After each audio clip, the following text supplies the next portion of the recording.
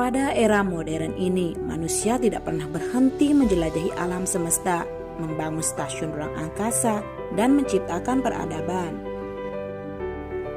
Lewat berbagai proyek, manusia juga mengenal lebih jauh hal-hal di luar bumi, hingga kemungkinan manusia untuk pindah ke planet. Namun tidak mudah untuk menjadi seorang astronot. Menjadi seorang astronot harus menempuh latihan bertahun-tahun sebelum mereka dikirim keluar angkasa. Bahkan meski melakukan latihan bertahun-tahun, masih ada saja hal-hal yang tidak kita inginkan terjadi.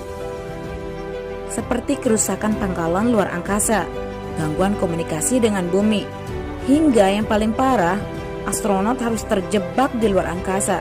Hal inilah yang terjadi pada astronot yang satu ini.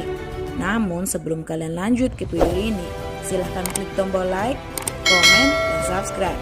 Dan jangan lupa nyalakan lonceng notifikasimu agar bersama-sama kita cari info-info menarik bersama Rani TV.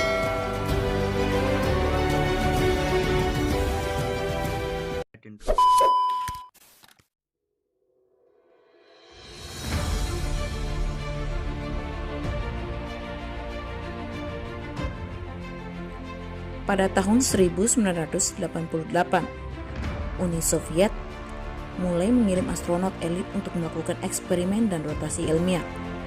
Dia adalah astronot Krikalev yang berusia 46 tahun. Waktu memasuki stasiun ruang angkasa, setelah misi selesai, mereka biasanya kembali ke bumi.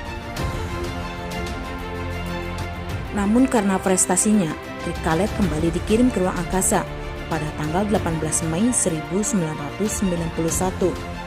Krikalev dan kolegnya dikirim ke ruang angkasa dan semua berjalan normal.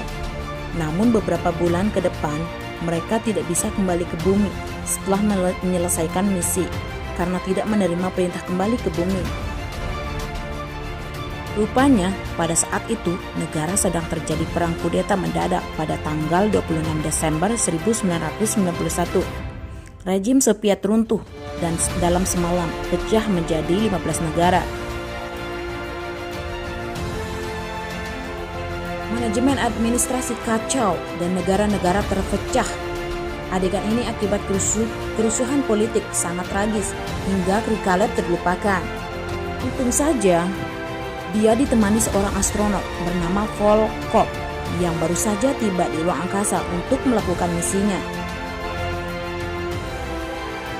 Tidak ada cara lain kecuali menunggu. Dalam lebih jauh 1 tahun negara bekas Uni Soviet sibuk memecah belah menjadi negara merdeka. Rusia yang waktu itu terlahir sibuk mengelola negara sampai mereka lupa memiliki astronot di ruang angkasa. Luar angkasa adalah lingkungan yang keras bagi manusia. Manusia tidak berevolusi untuk tinggal di sana. Sistem seluruh tubuh kita telah dirancang hanya bisa berevolusi dan berfungsi di bawah tekanan gravitasi permukaan bumi. Namun, hal yang terjadi jikalau kita terus berlama-lama di luar angkasa, otot-otot kita terus bekerja melawan gravitasi di bumi. Otot-otot akan kurang digunakan, alias tidak terlalu diperlukan jika kita berada di luar angkasa, sehingga otot-otot mengalami atrofi, termasuk jantung yang sedikit demi sedikit menyusut. Otot-otot leher yang menahan kepala, serta otot betis pun juga menyusut. Sejak tulang kita tidak mengalami beban, biasanya dialami di permukaan bumi. Jaringan tulang akan diserap dan tidak dibangun kembali. Tulang yang diserap ini dapat menyebabkan batu ginjal. Tempat di mana tulang melemah dapat dengan mudah patah. Ada bukti-bukti yang lain bahwa semakin lama berada di luar angkasa dapat mengakibatkan disregulasi dari sistem kekebalan tubuh, sementara tidak ada terlalu banyak risiko paparan patogen. Sistem kekebalan tubuh dapat menyebabkan respon autoimun dan hipersensitivitas. Selain merusak kekebalan tubuh, ancaman besar berpotensi membunuh manusia adalah radiasi. Dan di bumi, kita tidak akan terkena radiasi dari luar angkasa sebab kita dilindungi oleh atmosfer bumi. Namun di luar angkasa, astronot dapat terkena radiasi kosmik, radiasi matahari, partikel kosmik matahari, dan radiasi geomagnetikal tanpa perlindungan. Paparan radiasi bisa mengakibatkan kematian sel atau dapat menyebabkan mutasi yang mengakibatkan kanker atau efek epigenetik. Beberapa sistem cukup sensitif terhadap radiasi dan fungsi mereka dapat menjadi terganggu, seperti sistem kekebalan tubuh dan sistem sumsum tulang dan mata hingga katarak. Karena sesungguhnya begitu keras lingkungan di luar angkasa. Untungnya NASA mencoba mengangkut pesawat ruang angkasa yang membawa bahan-bahan dasar ke astronot yang terjebak. Tak sampai setahun kemudian, Maret 1992, Rusia ingat memiliki 2 astronot di ruang angkasa. Maka mereka mengirim pesawat ruang angkasa untuk membawa mereka ke bumi.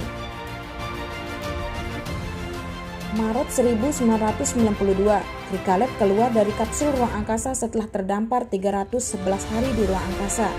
Ketika kembali, negaranya sudah menjadi Rusia dan mencatat sejarah baru Soviet telah berakhir. Dan pada saat sampai di bumi, Krikalev tidak tahu apa yang terjadi. Dia terus melakukan pekerjaannya dan tidak mengedurkan antusiasmenya.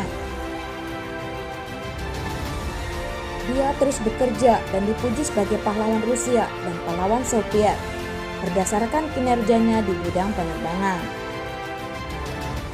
Kemudian pada tahun 2007, setelah menyelesaikan 6 misi, Krikalev pensiun dan mengumpulkan 803 hari di ruang angkasa. Nah, ada nggak sih di antara kalian yang bercita-cita menjadi astronot? Namun berhati-hatilah, karena di luar angkasa tidak sepenuhnya baik untuk pertumbuhan tubuh. Karena bisa saja pas mengambang satu arah, hantaman benda angkasa bisa merusak pakaian khusus si astronot. Badan yang terpapar akan mengembang 2 kali lipat seperti balon yang ditiup. Tidak adanya tekanan udara membuat cairan dalam tubuh memuai. Hal ini pernah dialami oleh pilot Jason Kattinger saat terjun bebas dari Stardust per bumi pada tahun 1960. Bajunya yang robek membuat tangannya mengembang 2 kali lipat. Satu-satunya cara selamat adalah menunggu bantuan dengan tenang. Karena tim di angkasa adalah tim profesional yang akan berusaha datang dan menyelamatkan si astronot. Makanya sampai saat ini, kejadian astronot terjebak di luar angkasa belum pernah terjadi. Nah, itulah tadi cerita explore kami tentang astronot. Apakah ada cerita yang lebih seru dari cerita ini? Silahkan tulis komentar kalian di bawah dan sampai jumpa